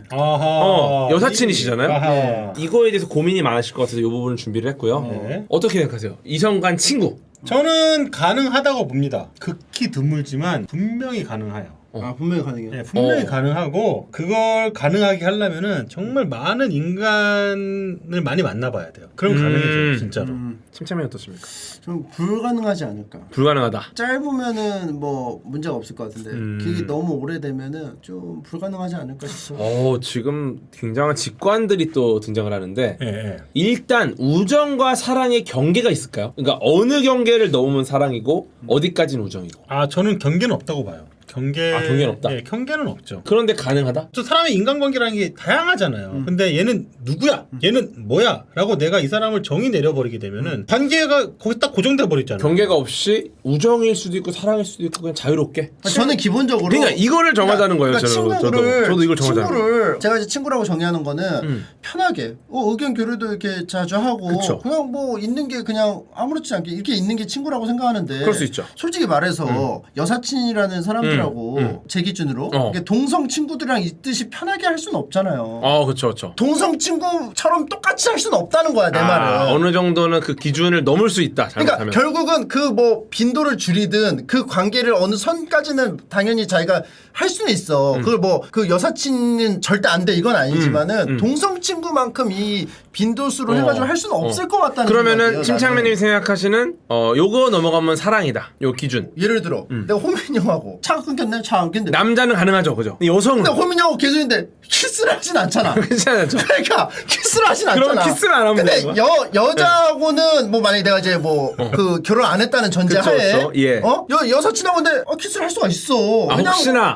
어떻게 뭐 혹시나. 분위기가 맞아가지고. 호민이 형하고도 키스할 수 있잖아요. 아이 호민이 형 안 하잖아. 어떻게 말이 안 되잖아. 그러니까 난 그런 걸 말하는 거예요. 왕게임을 할 수도 있어, 둘이. 그럼 기준을 명확해요. 우정과 사랑의 경계는 육체적인 관계, 키스. 저는 그렇게 보는 거야. 그러면은 여성이라도 이게 절대 불가능한 상황이면은 친구인 거잖아요. 그쵸. 왜냐면 그게 아니면 호민이 형도 애인일 수 있는 거야. 호민이 형하고는 그러니까 절대 그러니까 그치야. 내가 천년을 살아도 근데 호민이 형하고도 어. 만약에 키스를 하면 애인이 되는 거네요. 친구가 될 수 없지. 그렇게. 그러니까 뭔가- 정리가 됐어요. 정리가 됐어요. 그러니까 예를 들면은- 이런 걸 원해요. 그러니까 정리. 진짜 충격적인 결과일 수 있는 게 이게 캐나다 빅토리아 대학 연구팀에서 2001년에 연구를 시작해서 드디어 2021년에 사랑이 어떻게 시작되는지에 대한 연구를 했어요. 오. 네, 결과가 작년에 나온 거야. 와, 그 장기간 네. 동안의 프로젝트네, 엄청나게. 그쵸. 근데 조금 이렇게 맹신해도 되겠네요?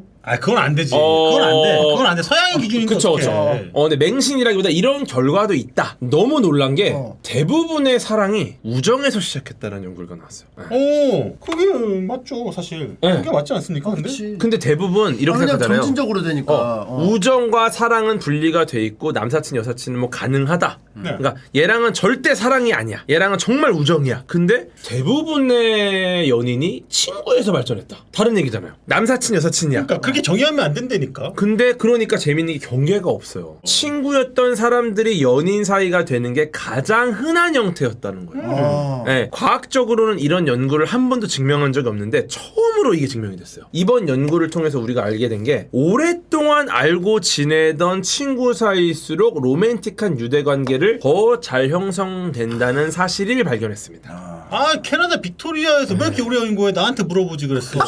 내가 바로 대답해주잖아. 왜 이렇게 오래 연구를 해? 되게 재밌는 게 참 이 친구 답답하네. 이게 연령이나 인종을 뛰어넘어서 전부 동일한 결과였어요. 역시.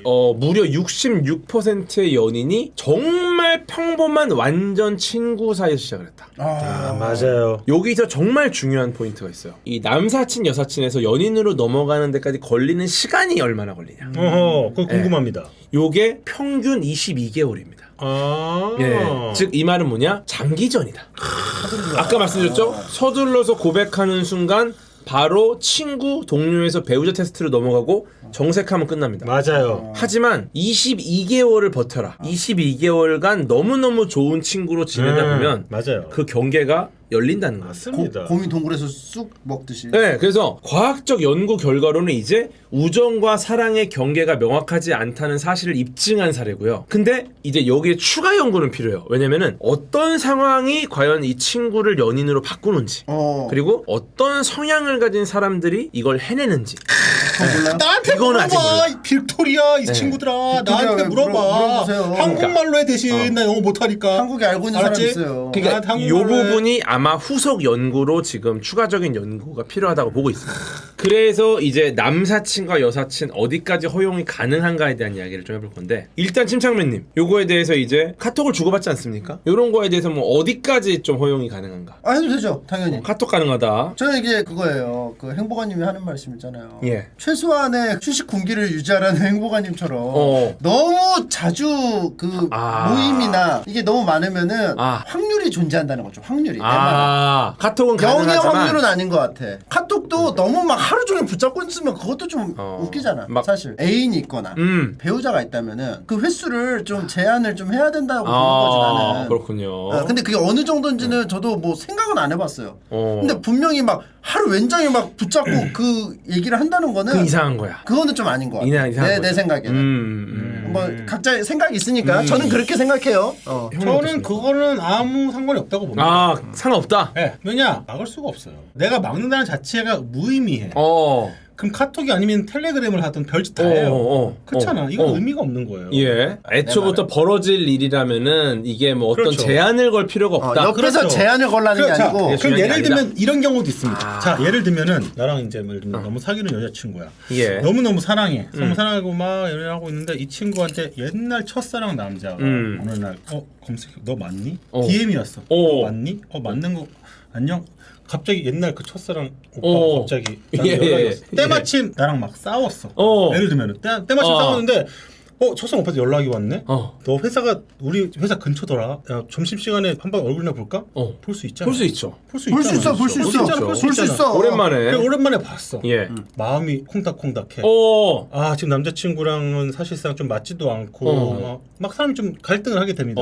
하지만 이거는 참 인간적으로는 안 될 것 같고 그래서 점심 한번 먹고서는 그냥 돌아섭니다. 돌아서고 그냥 즐거웠어 이러고 마는데 답장하지 말아야지. 답장하지 않습니다. 오케이. 이러고 있는데 그런데 우연치 않게 회사가 근처에 있다 보니까 그날 저녁에 회사 회식을 하고 있는데 옆 테이블에 그 오빠가 앉아서 회식하고 있는 거야. 수연아.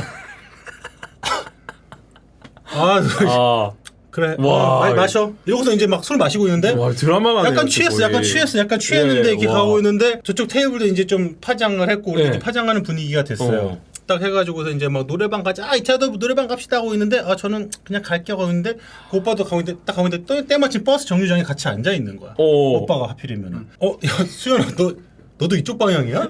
아이씨 너 어디 사니? 이러다가 우연찮게 집도 비슷한 데네. 야 그럼 한 잔 더 할까? 둘이 한 잔 더 하게 됩니다. 자 그렇게 하면서 한 잔 하다가 이거 스토리가 장난 아니에요. 술을 좀 약간 세게 먹었어요. 옛날 얘기도 하고 그래 맞아. 내가 참 그때 나도 많이 좀 실수했었고 어때 그래. 그럼 뭐 남자친구는 그러니까 있구나. 이렇게 말해요. 하다가 오빠는 난 사실 이혼했어. 그래요? 이러다가 이제 그날 갑자기 자기도 모르게 밤에 넘어서 안 돼. 선 넘고만. 아니요 거기서 왜 술을 한 잔 더 하자고 하냐고 대충 봐도 그렇죠. 너무 빈도가 많은데 딱 그렇죠. 해야 되는데 그런데 사람이 어떻게 자기 뜻대로 됩니까? 그렇잖아요. 그래서 넘고 말았어. 넘고 말았는데 그날 아침이 됐어. 너무 후회가 돼. 이러면 안 되는데. 그리고 그 오빠도 알고 봤더니 다 거짓말을 한 거야. 결혼을 했었어. 이혼이 아닌 거였어요. 오빠 여전히 쓰레기네. 막 이런 거야. 그러고 났는데 자기도 막 자괴감이 들고 왔는데 이건 정말 아닌 것 같고 너무너무 크게 깨달았어. 남자친구는 전혀 모르는 상황이에요. 남자친구는 계속 싸우고 난 다음에 어떻게 사과를 해야 되지 고민하고 이러고 있는 상황이야.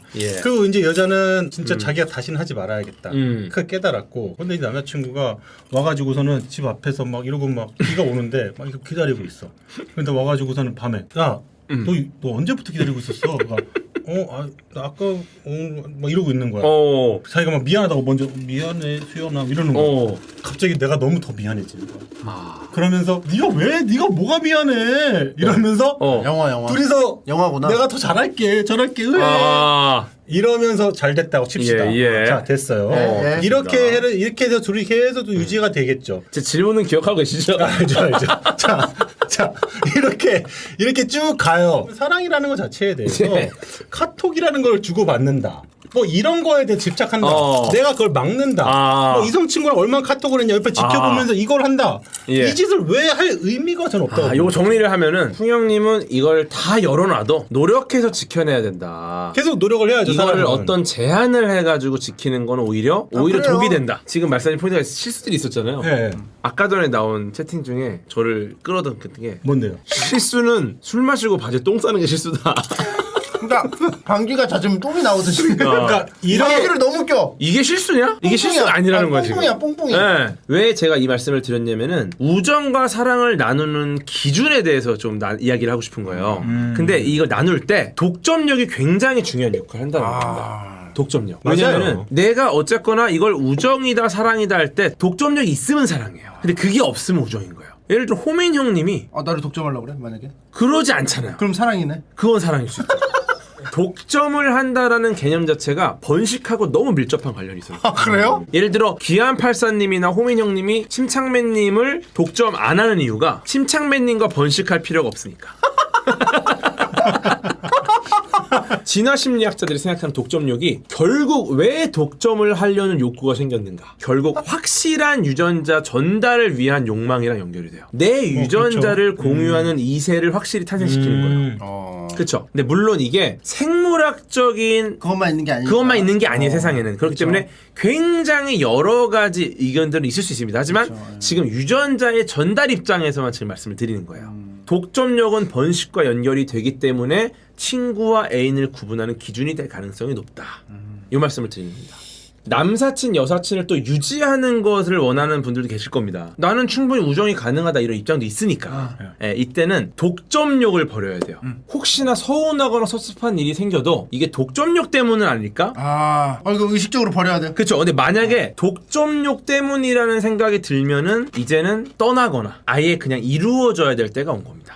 근데 물론 이게 뭐 친구끼리도 독점을 하려는 경우가 있죠. 근데 이거는 또 다른 경우라고 보시면 될 것 같아요. 무조건 제가 말씀드린 게 뭐 딱 이 독점은 무조건 번식이 되게 아니라 독점욕과 번식은 관련이 많이 있으니 그렇지 관련이 있다라는 거지. 관련이 있으니 이성 간의 남사친 여사친의 경우는 이 부분을 우리가 좀 집중할 필요가 있다. 그렇지. 동성끼리도 독점할 수 있고요. 부모도 독점하려고 하는 형제자매도 독점이 당연합니다. 있고 당연합니다. 당연히 있습니다. 그러니까 이게 독점은 반드시 번식이다. 요 얘기는 아닙니다. 근데 이제 재밌게 말씀을 드리려고 이제 아까 전에 호민 형님 말씀을 드린 거고 여기까지가 이제 만남에 대한 이야기고 이제 마지막 단계인 결혼 혹은 이별로 갑니다. 일단은 결혼부터 시작을 해야 되잖아요. 네네. 이상형과 결혼하는 방법들이 사실 굉장히 궁금하지 않습니까? 이상형과 결혼 방법이라는 게 있나요? 그렇죠. 과학에서 그래요? 존재한다. 야 이게 야 이거 엄청난 빅 컨텐츠인데요. 그렇죠. 이거 진짜 중요해요. 왜냐면은 그것만 알아가도 오늘 수학 있네요. 이것만 이상형과 결혼하는 알아가도 방법. 지금만 들어와도 대박이다. 이상형과 결혼하는 방법. 그 외모 이상형에 대한 이야기는 이미 했습니다. 그렇죠. 사실은 외모뿐만 아니라 그 외에도 다양한 요소를 봐야 되는 부분들이 존재하죠. 여기서 이상형이라는 거는 사실상 그 외모 이상형만을 말하진 않습니다. 그렇죠. 네, 그래서 그쵸? 어떤 이상형이냐 아까 우리 침착맨님 말씀하신 것처럼 종합평가 점수의 최고점인 사람을 이상형으로 정의를 할게요.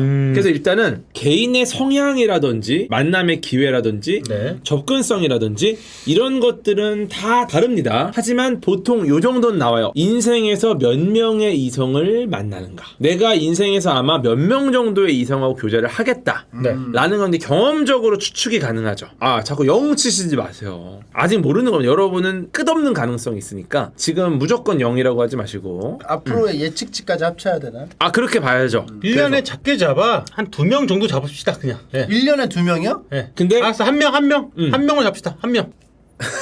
물음표 자 갑시다. 일단 그 연애를 꽤 길게 하는 사람의 경우 기본적으로 연애를 2년 정도 한다. 이런 경우에는 이제 20대부터 30대 후반까지를 길게 연애 기간으로 잡습니다. 그러면은 보통 이 사람은 인생에서 대략 한 10번에서 11번 정도 연애가 가능하다고 보는 거죠. 그렇죠. 네, 요 정도 숫자라고 그냥 가정을 하는 겁니다. 10번의 연애 중에서 가장 높은 종합평가 점수를 받는 사람과 결혼을 하면은 이상형과 결혼을 하는 게 되겠죠. 그렇죠. 그러면 여기서 새로운 문제가 등장합니다. 이 10명의 이성들 한 명씩 사겨 나가는 거예요. 이 과정에서 언제 나의 연애를 멈추고 결혼을 할 것인가, 언제 결혼에 골인을 할 것인가, 여기서 몇 가지 가정이 들어가요. 그래서 장난으로라도 이것도 만약에 한 명에게 이별을 선고했다? 뒤로 돌아갈 수는 없습니다.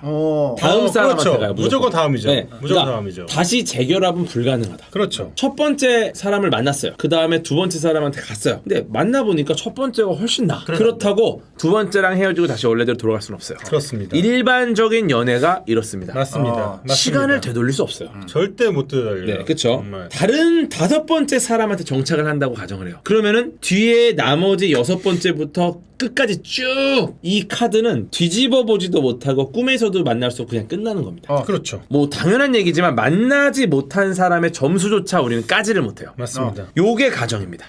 이게 실제 연애랑 가장 유사하게 지금 가정을 한 거고요. 그래서 이 상황에서 언제 멈추는 게 가장 효과적일까? 언제 멈췄을 때 종합 점수가 가장 높은 사람을 만날 가능성이 높을까? 여기서 활용되는 이론이 바로 최적 정지 이론입니다. 쉽게 말해서 언제 멈추는 게 가장 효율적인가를 알려준 이론입니다. 이게 이론적으로 말이 된다고요? 이게 이론적으로 나온다고요? 야. 이게 이론적으로 가능해요. 이게 수학적으로? 야, 네, 말이 수학적으로 실제로 이 이론이 통계학이나 뭐 의사 결정 이론 분야에서 연구가 되고 있고 미쳤네, 이게. 다양한 것에 활용되고 있다. 그래서 최적 정지 이론은 어느 순간 내가 정지를 해야 가장 좋은 상황에 머무를 수 있을지를 결정하는 이론입니다. 그래서 인생 최고의 사람을 만나 결혼할 수 있는 최적의 확률을 구하는 건데 사람마다 앞으로 교제할 혹은 뭐 총 교제했던 이성의 숫자가 다 다른 거예요. 그러니까 앞으로 만날 이성의 숫자를 무한하게 만약에 늘리잖아요. 그렇게 되면 우리가 여기서 쉽게 최저값을 구할 수가 있습니다. 거기서 유도된 숫자는 바로 2분의 1이 됩니다. 2분의 1. 알파벳 2. 알파벳 2분의 1. 그 2는 뭐죠? 오일러의 수입니다. 오일러요? 오일러의 수 분의 1. 네, 이거를 이제 확률을 바꾸면은 앞으로 만날 사람의 전체 숫자 중에서 36.8%가 지난 뒤에야 최적 정지를 할 수 있는 근거가 마련된다는 뜻이에요. 이거 무슨 말인지 잘 모르시겠죠? 네. 제가 그럼 좀 더 쉽게 설명을 드리면은 실제 예시로 말씀을 드리면 돼요. 어떻게 해야 가장 높은 점수를 얻느냐? 36.8%, 즉 37%가 기준이에요. 지금 이거는 10명이 되니 9명으로 써놨어요. 9명이면은 약 3명까지가 37%겠죠? 네, 그래서 적어도 앞에 3명은 절대 결혼해서는 안 돼요. 패스! 36.8%까지는 최적 정지를 할 수 있는 근거를 마련해야 미쳤다. 되는 사전 조사하는 단계입니다. 와, 네. 굉장한 이론인 것 같아요. 굉장한 이론이에요. 굉장한 이론이에요. 네, 그래서 우리는 최적 정지의 근거를 마련해야 되고 그걸 위해서는 37%까지는 데이터를 쌓는 과정이에요. 네, 그래서 어떻게 해야 되느냐? 이제 3인칭 관찰자 시점으로 내가 만날 9명의 데이터를 점수와 스테이터스화 시켰어요. 지금 저 기둥이 최고점입니다. 그죠? 이 9명의 남자 중에 놀랍게도 5번째가 가장 높은 점수예요. 그쵸? 그러면은 5번째를 만날 확률을 높여야 되는 거예요, 지금. 그렇죠. 그래서 여기서 보세요. 37%까지 무조건 다 이별이에요. 1번 점수 나쁘지 않아요. 나쁘지 않아요. 하지만 헤어져요. 2번 어떻습니까? 좀 낮아. 좀 낮아. 3번은 너무 낮아. 너무 낮아. 일단 1, 2, 3번 패스합니다. 그 다음에 내가 해야 될 일은 뭐냐면은 1, 2, 3번 중에 가장 높은 점수를 기준으로 잡아요. 네 번째부터는 내가 지금까지 만난 1, 2, 3번 중에 최고점과 1대1 비교를 합니다. 아하. 이제 1, 2, 3번 중에 최고점을 1대1 비교했을 그렇지. 때 그게 가능하지 이제. 이 최고점을 이기는 점수가 바로 최적 정지하는 시점이에요. 네. 그래서 보세요. 1, 2, 3 비교했을 때 4, 1번보다 낮죠? 그렇죠. 패스. 5번 어떻습니까? 높아요. 높아요. 여기서 정지해야 돼요. 그렇죠. 그렇게 정지했더니 실제로 어떻습니까? 전체에서 가장 높은 최고점이에요. 즉 최적 정지 이론을 적용하면 전체 내가 만날 사람 중에 가장 높은 점수에 정착할 가능성이 매우 높아진다. 아니 그러면은 1, 2, 3이 100점 만점에 네. 10점, 9점, 12점 네. 이러면은 기준이 12점이 되는 건가요? 너무 좋은 질문이에요. 너무 낮잖아요. 너무 좋은 질문인 게 이 이론에 맹점이 있어요. 예를 들어서 이런 경우가 등장합니다. 이분 같은 경우에는 연애 초기에 인생의 모든 운을 다 쏟은 경우예요. 결혼을 못하네 이제. 보세요. 팔자 네. 이거. 1번에서 진짜 꿈에 그리던 이상형이야. 근데 어떻습니까? 최적 정지 이론에 따라서 궤도의 말을 듣고 3번을 차! 그러면 이분은 어떻게 되냐면요. 10번의 연애가 끝날 때까지 누구도 선택할 수 없습니다. 그럼 궤도님 죽이러 오는 거 아니에요? 아, 근데 이거는 3번은 만나라고 해서? 제가 그래서 이것까지 말씀을 드리는 거예요. 이 이론의 맹점. 아무리 기다려도 초반보다 높은 점수의 이성이 영원히 나타나지 않습니다. 그렇습니다. 그러면 최초의 연애를 추억하면서 쓸쓸한 노년을 보내게 됩니다. 맹점이 또 있어요. 두 번째는 반대입니다. 초반에 최악의 이성이 몰려 있는 경우. 아 그래 이거. 예. 모든 그래서- 기준에 다 오케이가 되잖아. 예, 이렇게 되니까 솔직히 결론이 네 번째랑 네 해줘야 번째로 가는 경우가 생기죠. 근데 다 있어도. 울며 겨자 먹기로 네 번째랑 정착을 했는데 물론 개인에 따라 행복할 수 있어요. 근데 그 뒤에 몰려올 높은 점수의 이상형들을 생각을 하면은 이거는 사실 최적의 결론은 아닐 가능성이 근데 까보진 않아서. 아, 모르죠. 몰라. 그러니까 몰라. 영원히 모르고 살 수 있는데 이럴 수 있는 거죠. 계속 속으로 이상하네. 아니지. 나중에 이제 딱 이상하네. 나중에 죽었어. 어. 죽었는데 이제 염라대왕이다 갔는데 이렇게 결혼했구나. 그러니까 왜요? 의심장하게. 왜요? 의심장하게. 아니야. 잘했어. 옆에서 근데 내관이 에이그 6배 나는데 이래 버리는 경우가 있거든요. 그러니까요. 근데 사실 이게 정말 과학적인 접근인 것 같아요. 완전 과학적인 제 거. 생각에는 정말 과학적인 접근인데 역시 과학자다. 한계가 있다. 한계가 있다. 한계는 아니라 유사과학으로 채워야 된다. 그러니까 사람을 과학으로만 본다라는 것이 약간 좀 맹점은 있다. 맹점이 있습니다. 감성으로 채워놔야 된다. 제가 생각하는 그 나머지 맹점이라는 거는 뭐냐면은 지금 이렇게 가고 있는 게 지금 시간의 흐름 아니겠습니까? 예. 나의 시간이 흐르는 과정 속에 만나는 사람들이 나의 이상형과 어떤 이런 것들은 시간이 흐르면서 계속 변하거나 바뀌거나 나라는 사람이 계속 변한다라는 거잖아요. 이렇게 흐르는 시간 속에서는 사실상 이 수치라는 거는 이걸 정량화 시킬 수가 있는 것인가? 당연히 불가능하죠. 그죠? 예, 그러니까 이거는 이런 하나의 이론이 존재한다라는 걸로 받아들이셔야 되고 사실상 이 수치들이 종합 점수로 이렇게 드러나는 것도 불가능해요. 결국 제가 여기서 다루는 내용들은 이게 정답이라는 거 아니고요. 그럼요. 과학은 진리도 아니고요. 하지만 여러 가지 대안을 드리는 거고 우리가 고민할 거리를 던지는 겁니다. 그렇죠. 예, 과학은 답을 드리는 학문이 아니라 여러분께 새로운 질문, 좋은 질문을 찾아내는 학문이니까 예, 이 질문을 우리가 같이 고민해 볼 거리가 된다. 그게 제일 중요한 겁니다. 과학하는 사고를 지금 네, 여러분들 네, 네. 공유하는 겁니다. 그래서 이 맹점조차도 되게 재밌지 않습니까? 그래서 이제 제가 좀 가져온 거고. 그래서 이제 그 다음 이제 이별입니다. 마지막 코스입니다. 아름다운 이별에 대한 또 여러 가지 질문들이 많아요. 아름다운 이별. 예. 많이 들어보셨죠? 아름다운 이별이라는 것은 존재할까? 근데 이게 과학적으로 이게 말이 이게 해석이 되나요? 아름다운 건 개인 어떤 그쵸. 주관적인 감정이잖아요. 그렇죠. 아름답다라는 걸 먼저 정의해야 돼요. 한번 과학적으로 접근해 보겠습니다. 과학적으로 수학적으로 아름답다라는 것이 존재하거든요. 이걸 설명하기 위해서 인류가 만든 이론 중에 가장 아름답다고 꼽히는 과학 이론이 있어요. 뭐죠? 촉근 이론입니다. 촉근 이론이요? 예. 저 곱창이네 곱창이.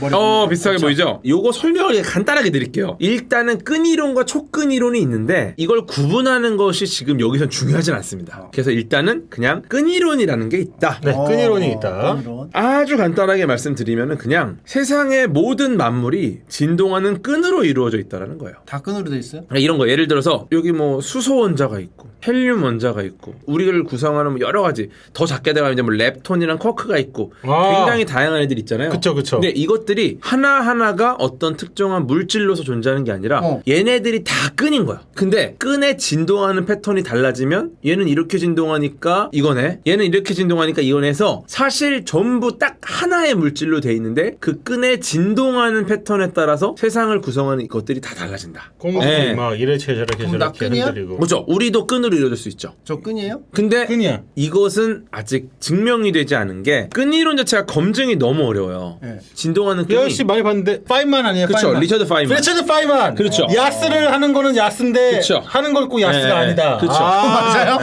맞아요? 아무튼 야스는 야스를 하는 거는 있는데 맞아요. 그거 있어. 네. 하여튼 그거 있어. 물리학을 하는 것 야스다. 이 말씀하셨죠? 맞아요. 야스와 네. 같다. 어쨌거나 이분은 대표적인 끈 이론 반대학자.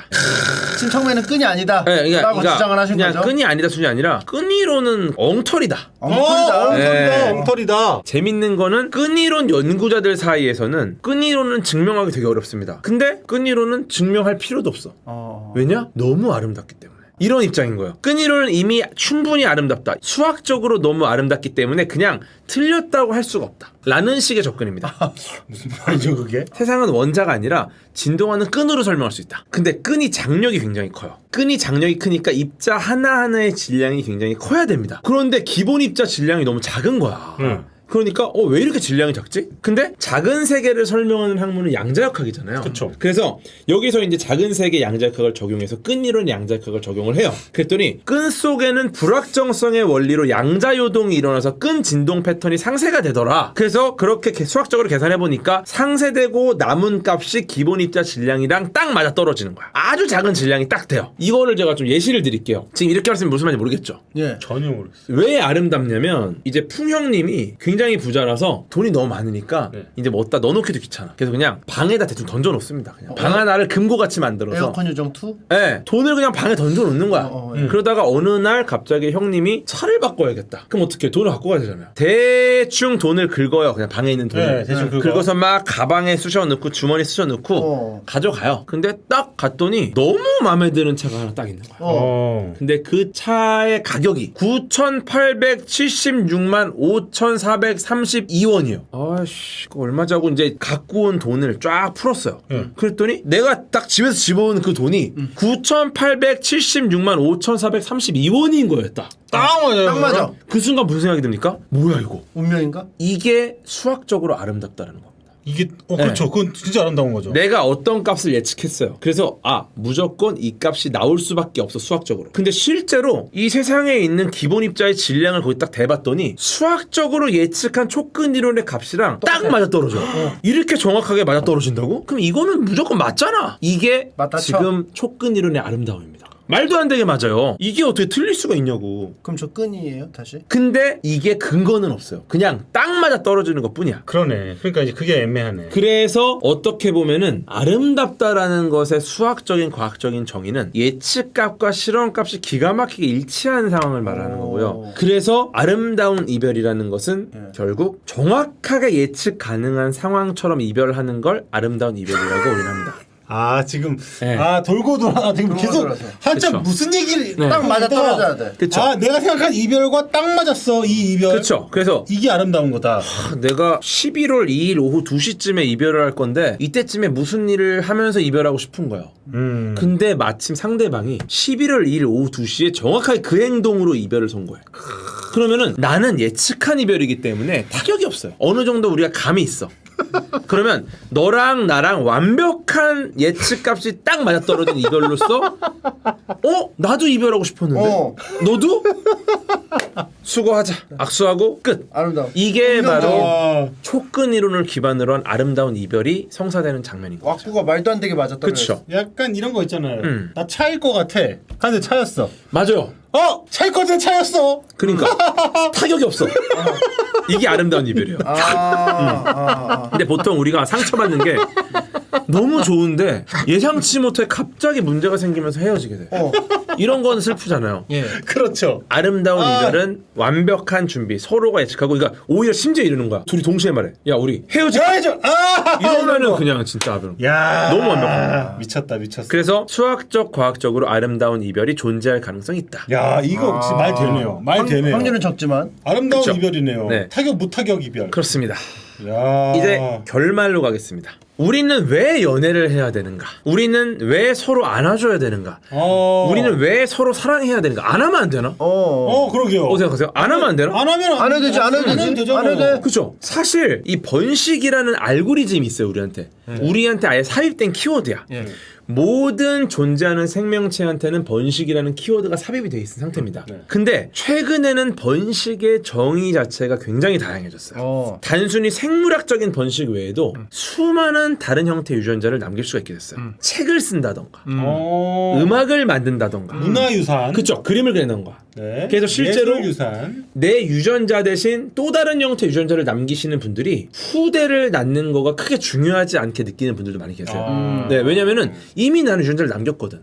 굳이 생물학적 유전자가 아니어도 이미 나는 충분히 내 유전자를 번식했어요. 어떻게 보면 이렇게 오늘 이런 영상을 남기는 것도 우리의 유전자입니다. 영원히 남겠죠. 이거. 영원히 남죠. 그래서 이런 부분들 때문에 대체가 되는데, 그럼 다시 질문으로 돌아가서 그러면은 굳이 우리가 사랑을 해야 하는가? 우리는 왜 사랑을 해야 하는가? 칼세이건이라는 분이 이런 말씀하셨어요. 코스모스 아니에요. 네. 칼세이건. 네, 한번 읽어주시죠. 우리처럼 작은 존재가 이 광대함을 견디는 방법은 오직 사랑뿐이다. 네, 칼 세이건이라는 천문학자가 자신의 유일한 SF 소설인 컨택트라는 소설이 있어요. 아 최고의 소설이죠. 네, 실제로 이게 영화도 있죠. 영화가 또 기가 막히죠. 네.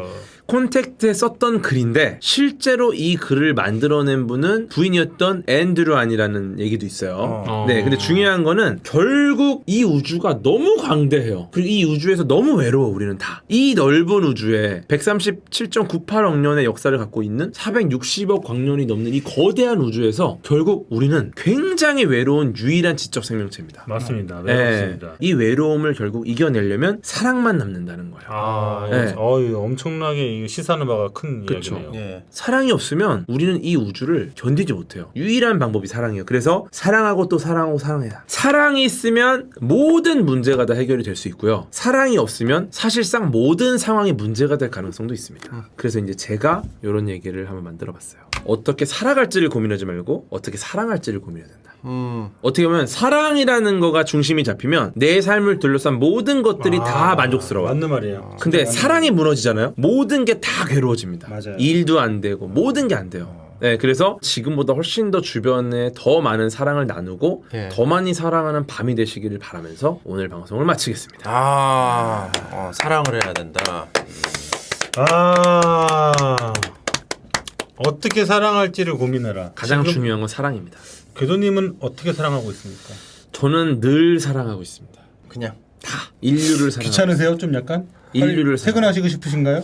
이게 사랑하고 있습니다. 사실 굉장히 늦은 시간입니다. 지금 3시 30분쯤 됐잖아요. 새벽. 근데 이 채팅창에 사랑 고백이 쫙 올라오잖아요. 이거를 보는 것만으로도 피로가 사라지고 기분이 좋아지고 채팅을 아주 쓰면서도 기분이 좋아지고 필요했어요? 아니 사라졌어요. 필요했었는데? 피로가 있었던 것 같아요. 아니 왜 필요하시다고 이것만 부탁드릴게요. 방송이 꺼지고 너무 오버했다 미안하다 이 말 하지 마. 아 네. 저도 끝내지도 부탁드릴게요. 방송 끝나고 더 길게 하셔도 되는데 이 말 하지 마세요. 나 진짜 안 할 테니까 아니 하지 마. 그 말을 했어. 네, 끝나고 나서 길게 해도 괜찮은데 막 이러는 거예요. 왜냐면 지난번에 공부 센 때. 척 준비라 한 달간 뭐 이렇게 다 이렇게 했잖아요. 근데 준비 생각. 근데 차마 내가 그렇게 말을 근데 못해. 준비 생각하지 마세요. 준비하는 게 즐거워. 진짜 웃으면서. 그러니까 더 못하지. 못 끊지. 나 웃으면서 준비해. 이렇게 즐거워하는 거 어떻게 끊어? 근데 진짜로 다음번에는 5시간 가야겠다. 진짜로.